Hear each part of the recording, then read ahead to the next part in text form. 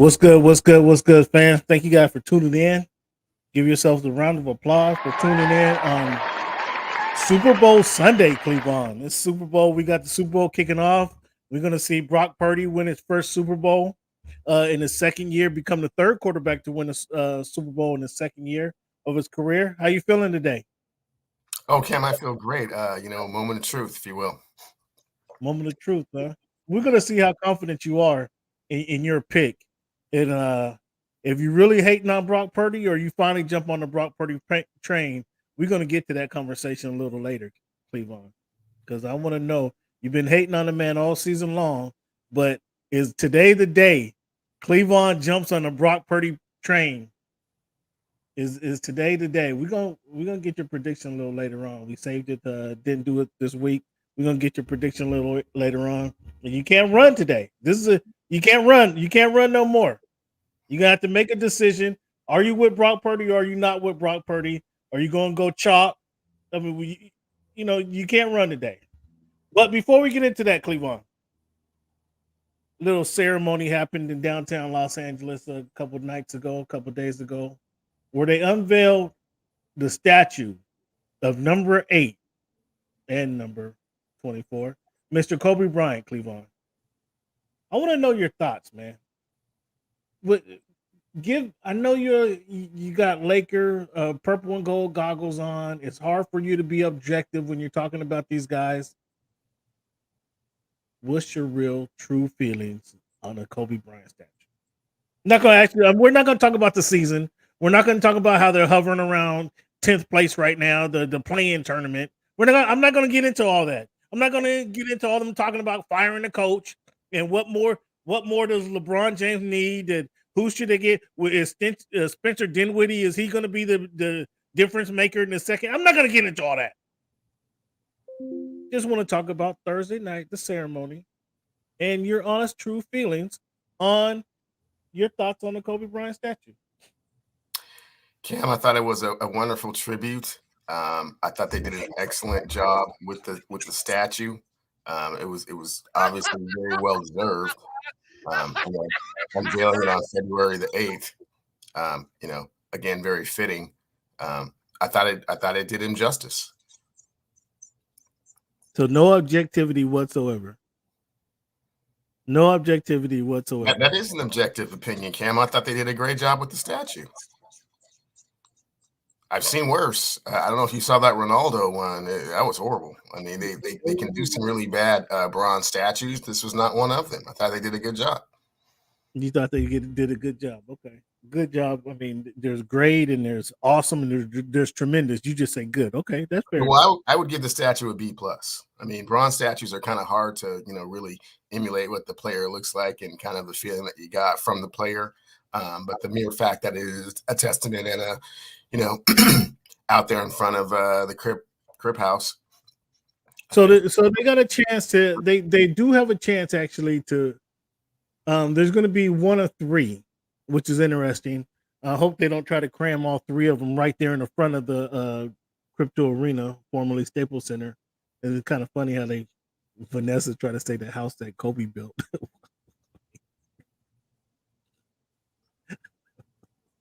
I thought that was hysterical because I just thought that was funny. The house that Kobe built. Okay. But they all have. If you've been down there, they see right in the entrance, right across from Microsoft Theater or whatever they call it. Whatever they call it these days, they change that name like every couple of years. But on the kind of the front of the entrance, the main entrance of the stadium, they have like 11 statues. They got Kareem, Magic, Shaq is hanging from the rafters, hanging from the building as well. They got Oscar De La Hoya, I think, is out there. They got Wayne Gretzky. They got a lot of statues just right out in no particular order, right out in front of the building. And obviously, Kobe's going to stand taller than all of them. Magic's is the tallest. Kobe's going to stand taller than all of them. But if they're adding 2 more, like they need to add one on Figueroa Boulevard on that opposite entrance there. I think that's really the only place they can do or they can go because it's what is that, the south side of the building, which and again, they need some kind of appeal for that side of the building. So I can understand going over there, but they can't go to the private entrance. I mean, who's going to see it going? Because that private entrance where the celebrities and stuff and exit on the building on the would that be the west side of the building. It kind of gets blocked off at a certain hour before game time, so the fans ain't going to be able to enjoy it. I mean, during game days, if you will, because probably if there's 18,000 people going down there for the game, I would say probably 2,000 of those people are there during the week when there's no game. So um, you want to have it obviously out and open so other fans can see it. So the statue, my opinion, it was kind of blah.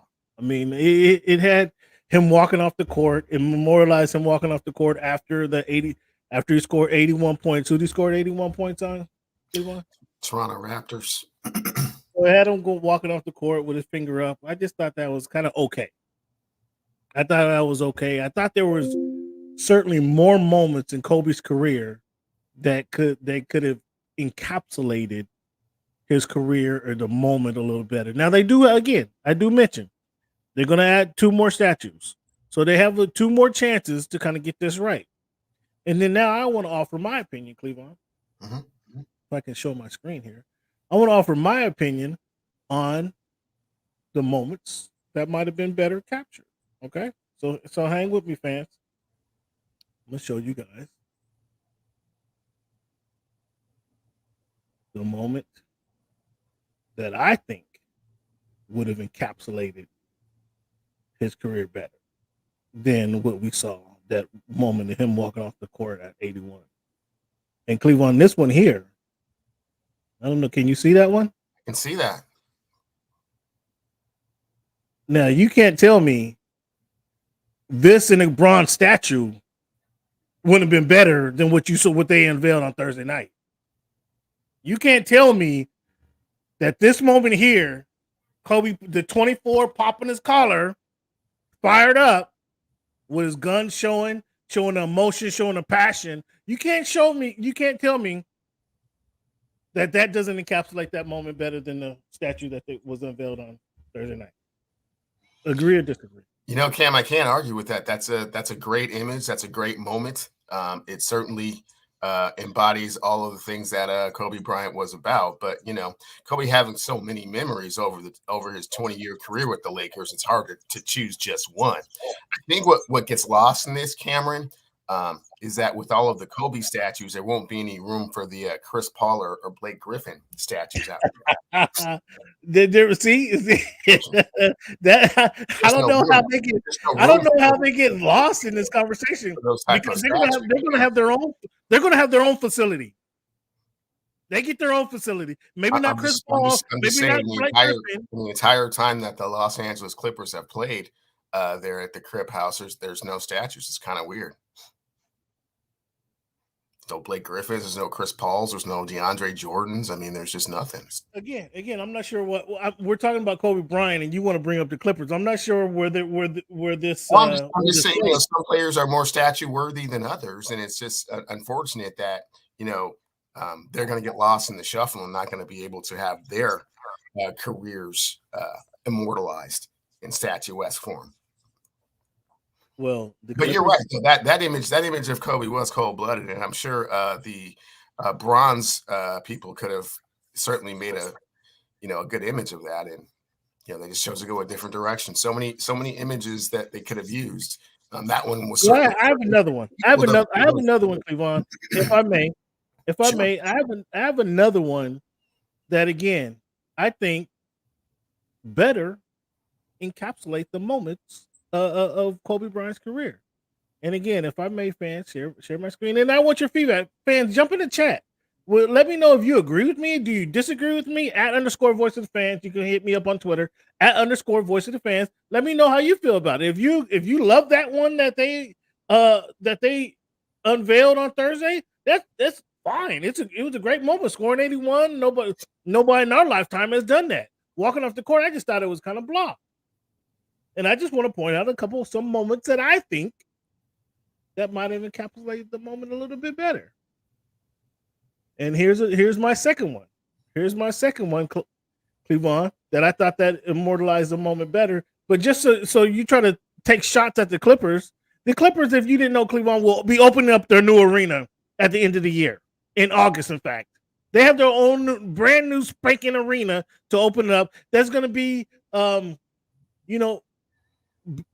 is going to have. This is going to be a state of the art arena, the best arena in all of the NBA, Cleavon. So while you're taking shots at the Clippers, just know that you're going to be trying to buy tickets to go to that arena before too long. I understand that.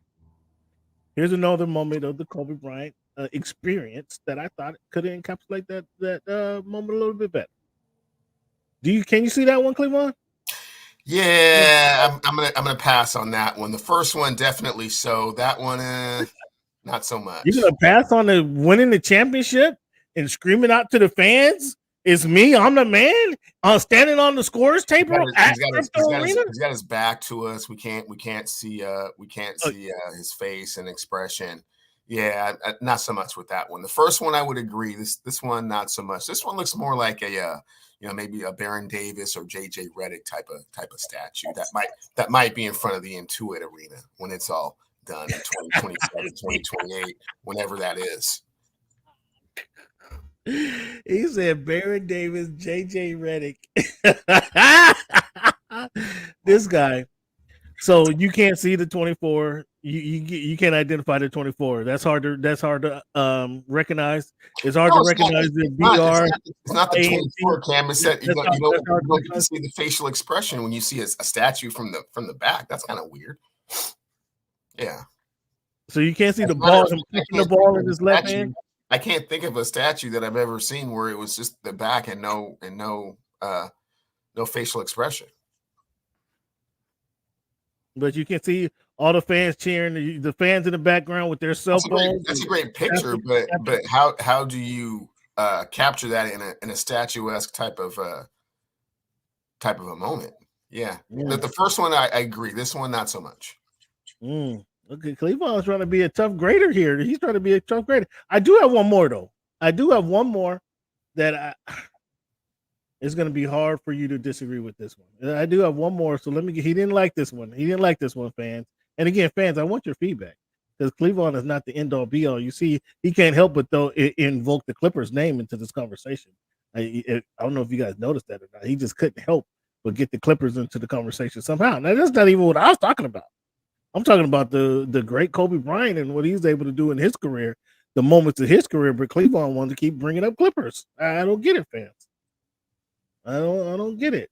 But I got one more that I'm gonna show you guys that I think could better encapsulate the moments of Kobe Bryant than the image that was shown on the moment that was shown on Thursday.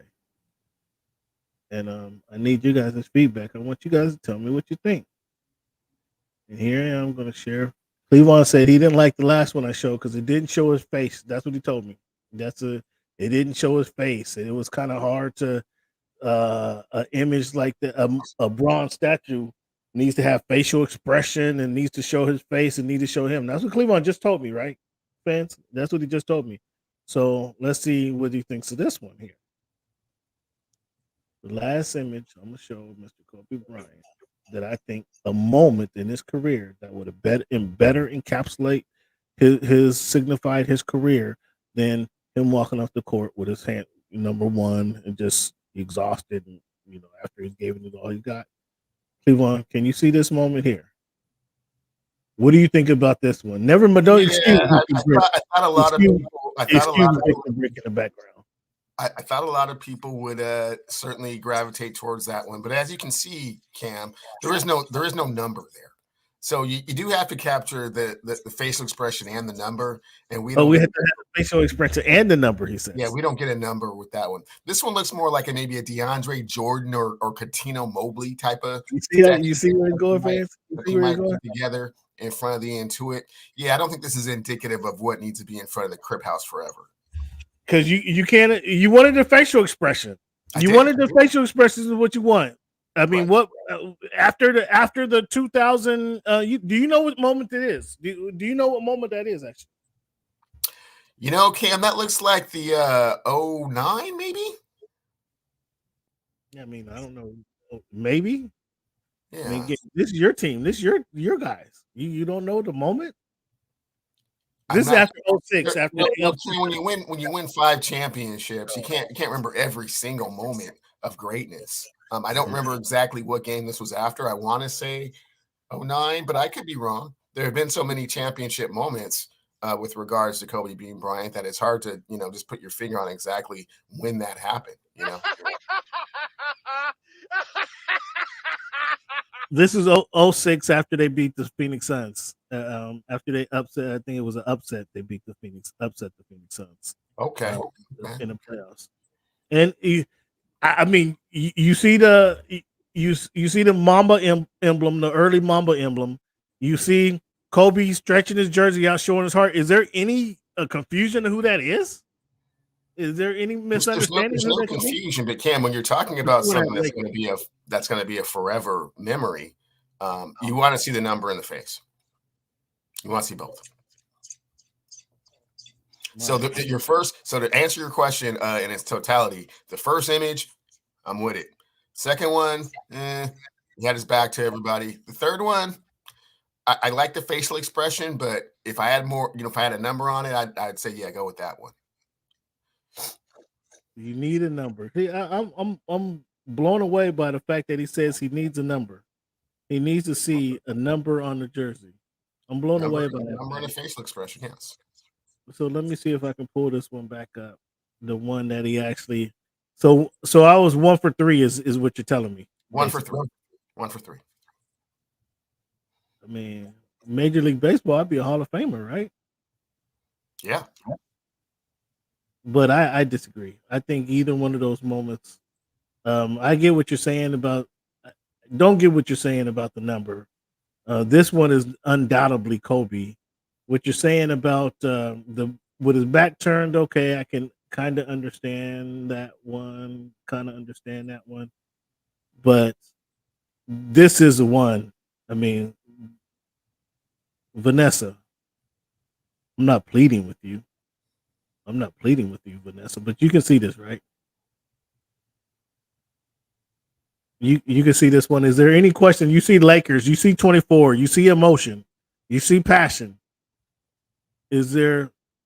No, you can't see it. I'm sorry, I closed it down. Right here again, you see the number, you see the emotion, you see passion, and that's unmistakably Kobe. Vanessa, I strongly advise Vanessa that you choose this one out of the next one or three. I mean, again, Kobe pulling his heart out, like showing his heart. You want a jersey? You need to see the Laker across the front. I mean, that's kind of funny to me. Well, I mean, that's kind of funny to me. Did he play for anybody else? Did you think he played for the Clippers when that happened? When he did that, do you think he was wearing the red and blue? No one ever mistakes Kobe Bryant playing for the Clippers. That's not. So why is it important for you to see the Laker across the front? I don't get it. I thought this he was a Laker and it's in front of the Crip House. So yeah, those are important, salient, tangible points. Yeah. Again, there's no mistaking who he played for, though. There's no mistaking who he is. So again, anyway, I thought this moment was good. Fans, let us know what you thought. What was the best moment outside of what they showed of him walking off the court with his number 1 in the air after he scored the 81 points? Was there a better moment that you would have liked to see? I think this is it. Cleveland didn't like 2 of my other ones. I think this is it. I think him showing the heart was it. Him standing on the scores table with his back turned, screaming at the fans after they won the championship. I think after they beat Orlando Magic, like that was another great moment there. I guess you had to be there. But I thought this was a great moment. So, Cleveland, appreciate your feedback. Kobe Bean, enough of the Kobe Bean conversation. Let's jump into the NFL honors, Cleveland. Did you have a chance to see did you keep up with the awards?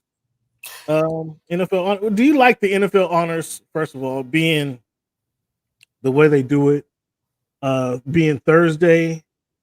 It was Thursday, right? Thursday before the Super Bowl. Do you like the way they do this? Do you think this should be done before, like a week after the season is over? Do you think they should change this up? How do you think they should do this, or do you like the way the format is right now? No, I think the timing is great. I definitely do like the format. It's kind of like um, a culmination of what the season has been before the big game that ends the season. So I think it's a nice a good timing for the event. I wasn't really paying that much attention to the results until I heard our guy over here came up fourth place in Defensive Rookie of the Year, which I thought was just super crazy. Who are you speaking about? I'm speaking on Devin Witherspoon. You thought he should have been what position? I thought he should have been the Defensive Rookie of the Year. They gave it to Will Anderson Jr., which I thought was kind of crazy. And then not only did he not win the award, he came in fourth place. Yeah, I know who they gave it to. You thought season a few weeks ago, you told me you weren't happy with the season. When did I ever tell you I wasn't happy with Devin Witherspoon's season?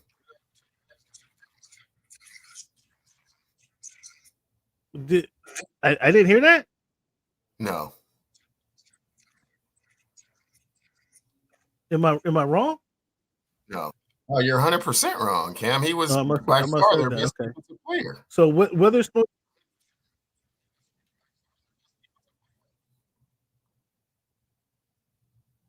I think I recall you not being happy with their production, with the Seahawks defensive production. Maybe it was the Seahawks. I wasn't happy with their production overall, but if you're talking about the best of the worst or the best of a mediocre defensive squad, he was the best player on the team defensively, the best player, and I thought the best player in the league as a rookie defensively.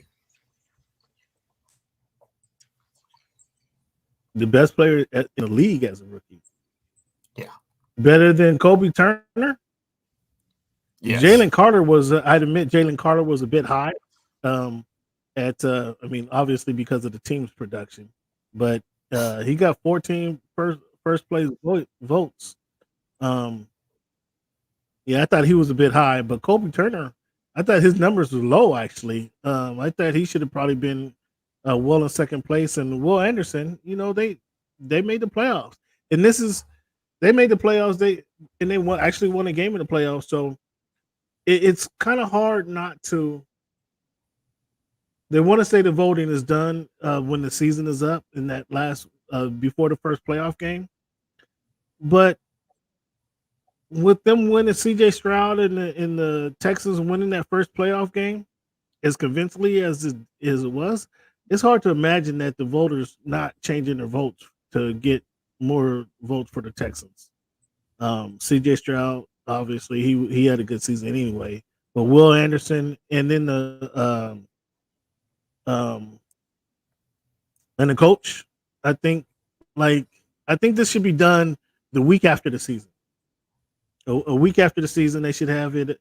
Another reason they should have it earlier is because your MVP, we know Lamar won the MVP, right? And they probably expected Lamar to be playing on Sunday, although he's not. We understand he's not, but they probably expected him to be playing. I think you want these players. Christian McCaffrey wins the offensive player of the year. You want their participation in this game or in this award ceremony. So if you have it, either announce it the first week and then celebrate the players in that initial playoff game. Most of these teams are playoff. Most of these winners are in the playoffs. I think they should have a chance to enjoy it. Christian McCaffrey winning offensive player of the year, he doesn't get to enjoy that award. Do you follow what I'm saying? But how would he have an opportunity to enjoy it if it were sooner? He would still be preparing for a playoff game. If they announced and they gave it to him when they played at home, when they do it before their home game or after the home game, that's not what the NFL honor ceremony is about. I mean, they're not going to individually come out and give every player the award. That's what the ceremony is for. I don't agree with the ceremony. It's kind of to my point. I don't agree with the ceremony. It's a bogus show that they do for prime time to get some more ratings for NBA Network or NFL Network. I don't agree with that format. Um, Again, I think the players should be. This should happen not a few days before the Super Bowl. I get why they're doing it. They're doing it for television purposes, but I think these awards should be handed out earlier. Um, they should be handed out that week, either that week after the Super Bowl or that wild card weekend or that divisional playoff game. The players should be getting these awards handed to them either right before the game and let them and the fans cheer and enjoy that moment so they can actually receive the award. Either that wild card game or that their first time they play after in the divisional round. Because again, then um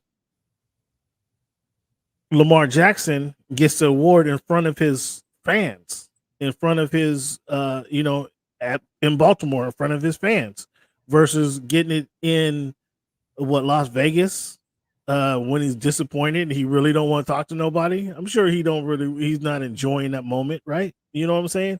He would enjoy that moment in Baltimore in front of his fans than he did in Las Vegas, suited and booted. You know what I'm saying? Versus preparing to play the game. The only time they do that is when they give him the big trophy, and that's in other sports. They do it at home in front of the fans. They don't give out individual. Don't do it at home. What do you mean? They don't. They're Super Bowl. They're gonna.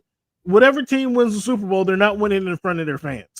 They're not winning in front of their hometown fans. They're not winning it. What I'm saying is, like, for example, they have ring ceremonies in the NBA, right? Where they give them the rings and they redo the trophy thing. In baseball, same thing. They bring out the rings, they bring out the trophy. They don't do that in football, and they're not going to do that in football, and they don't do that for individual awards. Here's my point, and this is what I'm saying. They should have announce these individual awards sooner. They should announce them either before the wild card weekend or before the divisional. Or I think they should announce it before the wild card game, before that weekend. And if you win and you happen to be in a wild card win, we're going to give you your award before the game. And if you're not playing that weekend, the divisional game, you should get it then. This NFL honor stuff is crap. It'd be yes. I don't watch it. I don't even participate in it. It's BS. It's as bogus as the Pro Bowl is. That's what I feel about it. It's as bogus as the Pro Bowl is, and I actually spent maybe 20 minutes watching the Pro Bowl that whole fiasco. So I watched more of that than I watched this corny NFL honors. Just my opinion, just my feedback. They use that to announce the award winners. Obviously, they would use that to announce the Hall of Fame members. That's something we'll talk about on Wednesday, but I didn't bring up the Hall of Fame inductees as well. They use that moment to kind of bring those guys up. Again, we can talk about kind of the results of that coming up. So CJ Stroud heavily won the Rookie of the Year. It wasn't close. Puka came in 2. Sam Laporta came in 3rd place. Defensive. Did you have any argument with the Defensive Player of the Year award? Myles Garrett won it. TJ Watt came in 2nd, and then your guy Micah Parsons came in 3rd place. What a surprise! No, that penciled out pretty much the way it should have. Christian McCaffrey won the Offensive Player of the Year award. Tyreek Hill came in 2nd place. CeeDee Lamb came in 3rd place. Lamar Jackson came in 4th place from the Offensive Player of the Year award, but he won the MVP. Interesting. Whatever. That's kind of interesting. What do you think? Perhaps a little bit low. I think if he would have been ahead of CeeDee Lamb, I would have been okay with that. Tyreek and and Christian. Yeah, that makes sense. We talked about the defensive comeback player of the year. Were you okay with Joe Flacco winning the comeback of year award, or do you think DeMar Hamlin deserved that award? A lot of people are saying DeMar coming back from death, essentially, he should have won that award. What's your thoughts on that? I'm okay with Joe jumping off the couch and taking the Cleveland Browns to the playoffs. That was really amazing. Yeah, who was expecting that? Yeah, nobody was expecting that. Yes, and DeMar Hamlin, if he'd have played and had more production, like he didn't play to week 6, right? If he'd had more production when he played, Maybe if he'd got that, maybe he'd have got that. When they ran it on the fake punt and he'd have got the first down. Maybe if he got the first down, maybe that would have helped him out a little bit. I don't know. Um, it, Tua came in fifth place on this one behind Baker Mayfield and Matthew Stafford. How Matthew Stafford get voted to comeback player of the year and he won a Super Bowl 2 years ago? Yeah, that's weird. He didn't miss that much time. Did he miss any time last year? I don't know if That, comeback is the right term. yeah, I don't know about that one. Coach of the year, Kevin Stefanski, D'Amico Ryans came in second place. Dan Campbell came in third place. Are you good with that? Yeah, he had basically a revolving door at quarterback and lost the chubby guy very early in the season and was still able to squeak out 11 wins and get him into the playoffs. So I agree with that. Yeah, it was actually a tie. Just Kevin Stefanski won. He got more first place votes than D'Amico Ryan. He had 21. D'Amico Ryan's had 20. So it was close. They had the same amount of points. So that was a real close award there. Um, Assistant Coach of the Year, Jim Schwartz won that. Mike McDonald, your guy, Mike McDonald won it, and Ben Johnson came in third place. Jim Schwartz was the Lions defensive coach. So I think he no, excuse me. Schwartz is not the Lions Browns. defense. He was the Browns defense coach. Exactly. Take that back. What they had the moment of the year was CeeDee Lamb 91 touchdown reception from Dak Prescott when the Cowboys beat the Lions. I disagree with that one. I'd have to sit down and really think of some more better moments of the year, but that was all because of a missed tackle. The dude, I don't know if you remember that game, but the dude missed a sack on Dak Prescott that allowed that 91 touchdown yard pass to go. And then your guy Casey Hayward won the NFL Man of the Year award. What's your thoughts on the NFL Man of the Year award? Is that it's not a popularity contest, but what's your thoughts on the Man of the Year award? I think it's a nice tribute to players. You always speak of what's good in sports. So this is one of those things wherein it's an acknowledgement of what players do off the field. I think that if the player doesn't play in your city, it's hard to know the impact of what it is that they're doing necessarily. Like, for example, when Russell Wilson won it, up here we know that he used to go to Children's Hospital every Tuesday and did all of these charitable things and made contributions and was kind of always out there in the forefront. But if the league does its due diligence and sees what the impact of what these players are doing off the field and kind of makes a judgment. I don't know kind of what their criteria is for it, but I take your word for it that Cam has been out there doing good things, and so much so that he deserves to be the Walter Payton Man of the Year. Yeah, it's a good guy award. And again, to your point, not enough gets spoken about kind of what they're doing in the community. We don't hear enough about that, and hopefully we're going to kind of do something to change that. If you check out voiceoffthefans.org, you'll see some articles written by yours truly that specifically speak to the point of athletes giving back to the communities. And that's the whole premise is to help expose that a little bit better, expose what athletes are doing within their respective communities, because not enough gets said about that. And to your point, Cleveland, we kind of have to take their word for it. But they do. NFL does know obviously better than we do what they're doing in their communities. So we'll use that as an opportunity to kind of they use that as an opportunity to identify who's doing the most. But yes, more can be done. More can be done to expose what athletes are doing across the league wide in their respective community. But that's a good giving out that award is a good sign of identifying who is doing what within their community. So that's pretty cool. That's pretty cool, Cleveland. Let's jump into our keys to victory. Now, you want to say you want to talk about the keys to victory? You want to go ahead and give your prediction of who's going to win, or do you want to just talk keys of victory and then we'll have that discussion later? We can go with the keys to victory, Cam. What's the keys to victory for the 49ers to beat the Chiefs, Cleveland? I'll give you go ahead and give yours, and I'll give you mine afterwards.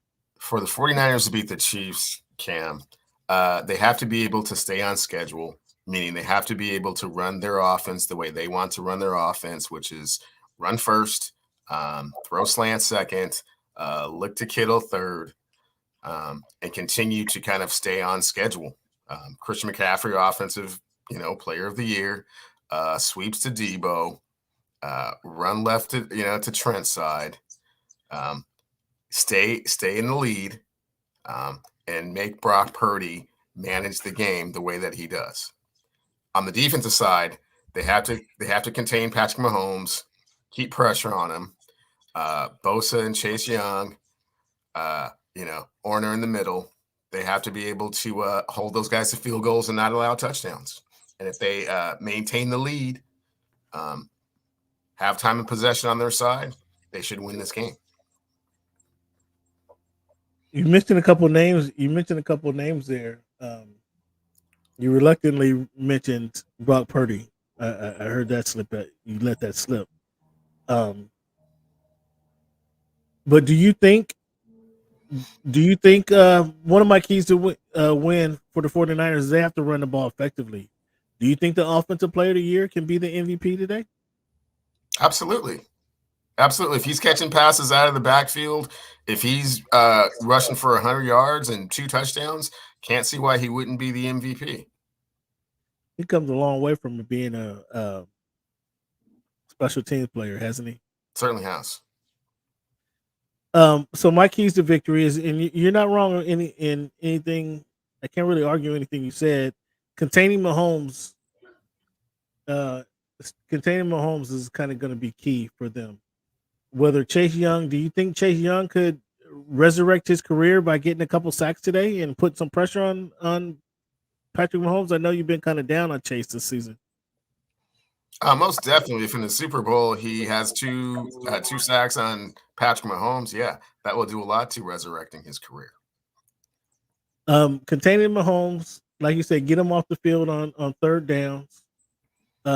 He's going to be going to Kelce. Obviously, that's his safety net. If you can, Warner can do something to kind of slow down that safety net. That's going to be big. That's going to be big for the 49ers. I think the key thing for the 49ers, though, is to stop Pacheco. If they let the running game, and this is why I really don't understand how the running back has been so devalued in recent years in the NFL, because here we are in playoff time,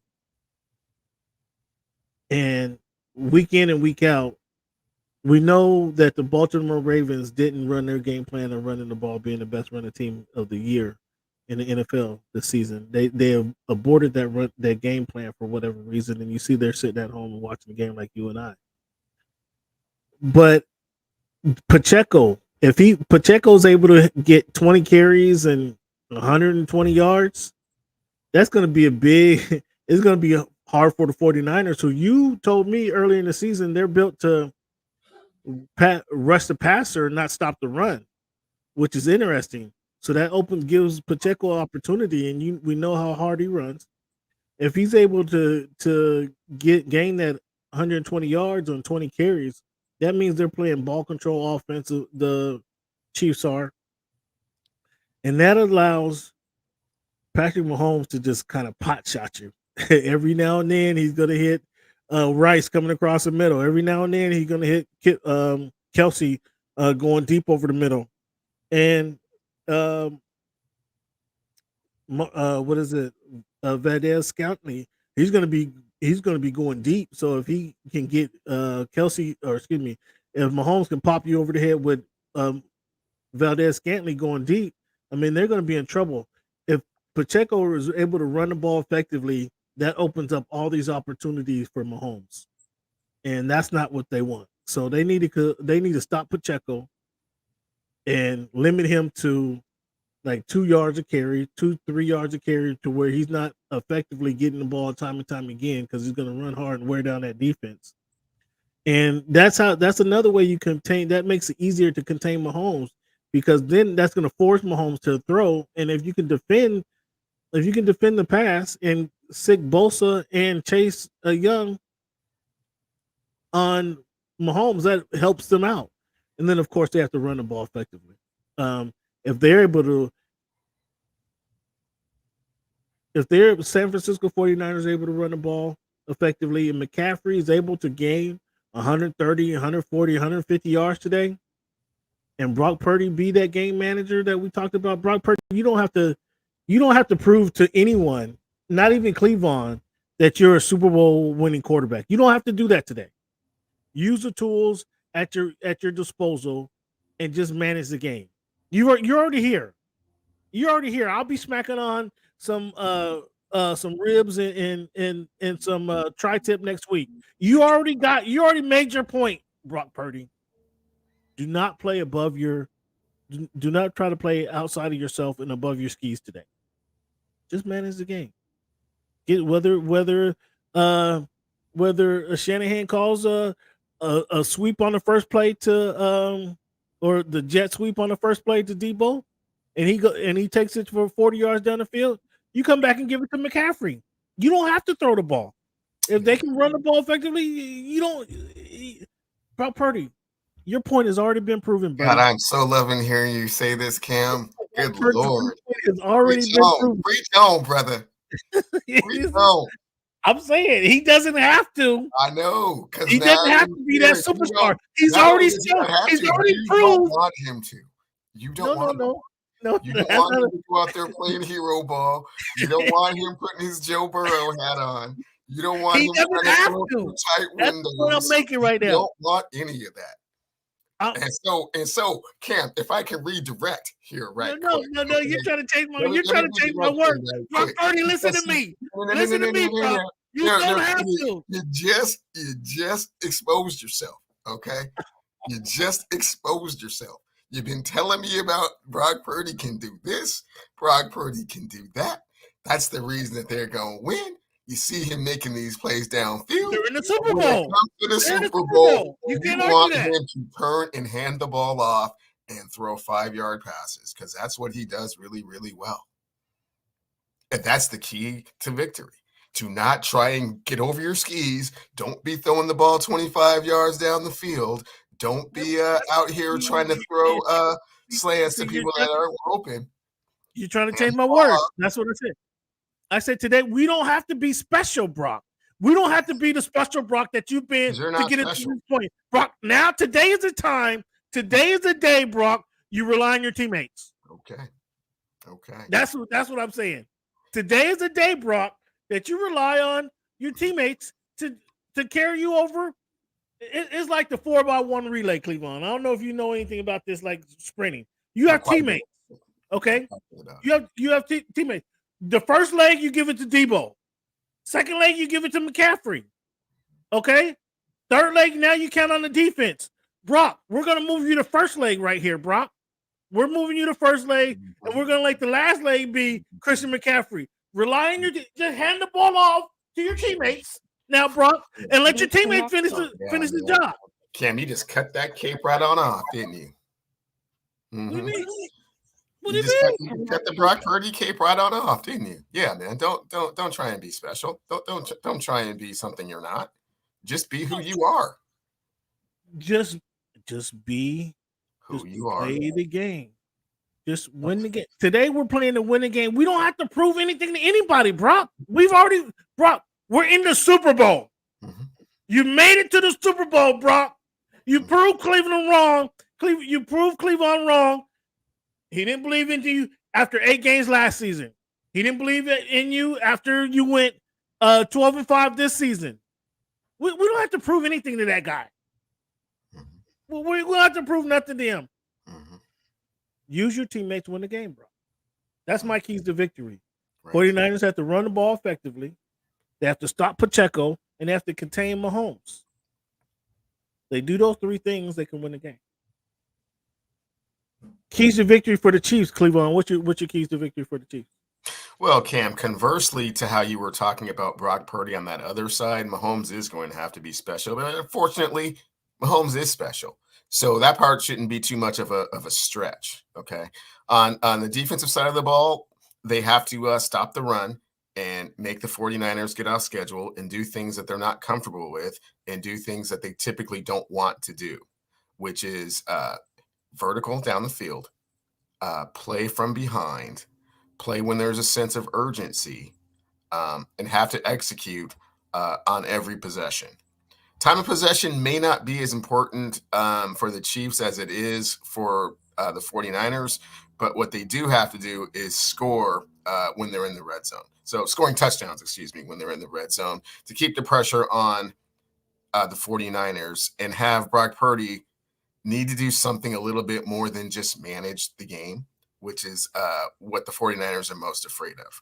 You talked about Pacheco effectively running the ball.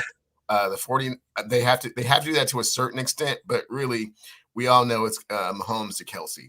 It's going to be really the key to the game. It sounds very simple to try and take away the Chiefs' number one play, but no one's been able to do that to this point. And we saw with the Ravens last week that even when you know it's coming, there's nothing really that you can do to stop it. So if they're establishing that and matriculating themselves down the field, scoring touchdowns instead of field goals, keeping that 7 to 10 point cushion and making the 49ers do things they don't really want to do, that's the key to victory.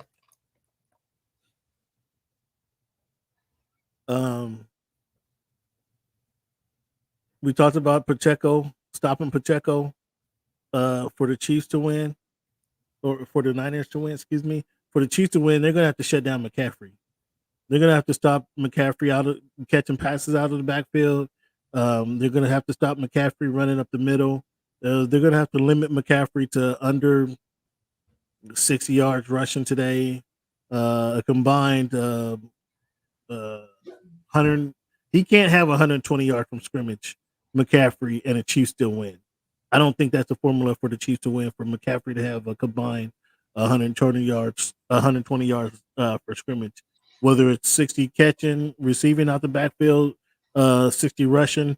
He can't have that type of all around game for the Chiefs to win. So they have to shut him down. Secondly, you're gonna like this one. They have to force Brock Purdy. They have to force Brock Purdy to have a shootout with Patrick Mahomes. As much as I like Brock Purdy, as much as I've been on your side, Brock Shanahan, Kyle Shanahan, this is to you, Kyle Shanahan. You cannot shoot it out with Patrick Mahomes. I don't care how iffy his receivers are. I don't care how faulty and his receivers are. You cannot win a shootout against Patrick Mahomes. So don't try it. Don't try it. As Cleveland mentioned, the best place for Patrick Mahomes to be on the field for the San Francisco 49ers is on the bench. You have those long, sustained drives. You keep Patrick Mahomes on the bench. But if you try to go in there and shoot it out like you saw the Baltimore Ravens did a couple weeks ago, you're going to lose. You're going to lose convincingly if you try to have Brock Purdy shoot it out with Patrick Mahomes. That's not the formula for the San Francisco 49ers to win. And again, as much as I've been riding the tail of Brock Purdy, that is not a formula to beat the greatest quarterback of all time. It is not the formula. So we can't have that. And Greenlaw and Warner, you got to shut down Travis Kelce. Or excuse me. I reversed that. Excuse me. Travis Kelce is going to have to take advantage of Greenlaw and Warner in this game for the Chiefs to win. He's going to have to go. I doubt. And if we look at the last game against the Ravens as a formula, they better not let Kelce go 11 for 11 in the first half. If he catches he's targeted 11 times and he catches the ball 11 times in the first half of the game, it might not be a blowout, but it's going to be a Easy game for the Chiefs. Easy game for the Chiefs if that happened. And if they simply catch the ball, if their receivers catch the ball and limit the drops, that's a way that's a key to the victory for the Chiefs is to just catch the ball. When Mahomes throws it to you, it's gonna be on target more than likely. You just have to convert. You just do your job, convert receivers. I'm speaking to you, Rice. I'm speaking to you, Scantley. I'm speaking, Kelsey. You catch the ball now. Pacheco, if you catch some passes, that's even well and good. Pacheco, we need you running the ball. So Cleveland, I have the 49ers winning this game. I got the 49ers winning this game. I got Brock Purdy becoming the third quarterback to win a Super Bowl in the second year starting. I got them winning the game. 24-27 to get a couple extra field goals, 27-21. So that's 48 points. That's going over the did I say that's going over the over under by 1 point? Half a point. Huh? By half a point. Oh, it's 47.5. Yeah. I got so it's 27 to 21. That's what I got the score. I got the San Francisco 49ers being able to play good defense, being able to most importantly run the ball, controlling the time of clock. That's how they're going to win the game. Running the ball and controlling the time of clock. That's going to win the game. Brock Purdy just has to have an okay game. He did. Brock, you do not need to be special today. Today, you don't need to be special. Okay, Brock? Let your teammates think of it. I see you, Bootzilla. I see you, Boots. I'm going a different way.